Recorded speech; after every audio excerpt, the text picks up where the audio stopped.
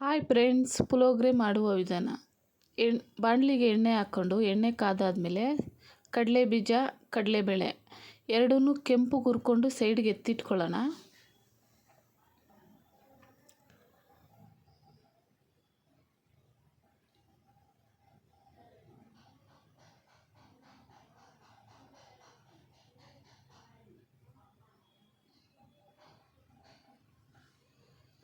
ಅದೇ ಎಣ್ಣೆಗೆ ಸಾಸಿವೆ, ಖಾರ ಮೆಣಸಿನ್ಕಾಯಿ, ಬಾಡಿಗೆ ಮೆಣಸಿನ್ಕಾಯಿ, ಕರಿಬೇವು, ಬೆಳ್ಳುಳ್ಳಿ ಚಚ್ಚಿ ಹಾಕ್ಕೊಬೇಕು. ಇದೊಂದು ಸ್ವಲ್ಪ ಹುರಿದ್ಬಿಟ್ಟು ಹುಣಸೆಹಣ್ಣು ರಸ ತೆಗೆದಿಟ್ಟಿದೆ, ಅದನ್ನು ಹಾಕ್ಕೊಳ್ಳೋಣ.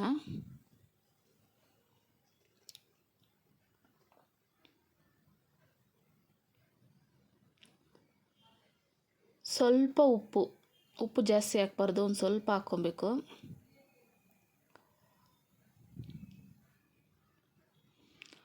ಪುಳಿಯೋಗರೆ ಪೌಡರ್ 4 ಸ್ಪೂನ್ ಹಾಕ್ಕೊಂಡಿದ್ದೀನಿ ನಾನು.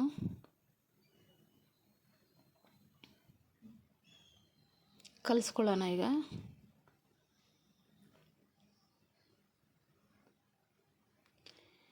ಕಾಯಿ ತುರಿ, ಕೊತ್ತಂಬರಿ ಸೊಪ್ಪು,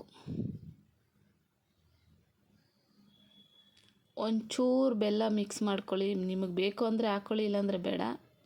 ನಾನು ಬೆಲ್ಲ ಹಾಕಲ್ಲ, ಸ್ವೀಟ್ ಆಗುತ್ತೆ ಅಂತ.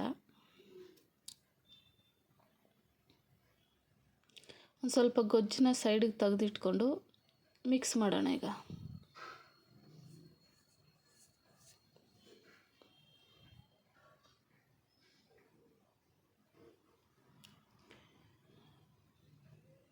ಸೈಡಿಗೆ ತೆಗೆದಿಟ್ಟಿದ್ವಲ್ಲ ಕಡಲೆ ಬೀಜ, ಕಡಲೆಬೇಳೆ, ಅದನ್ನು ಒಂದು ಸ್ವಲ್ಪ ಹಾಕ್ಕೊಳ್ಳೋಣ.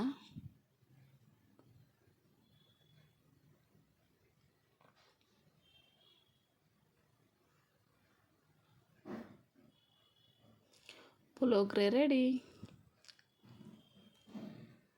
ಒಂದು ಪ್ಲೇಟ್ಗೆ ಸರ್ವ್ ಮಾಡೋಣ ಈಗ.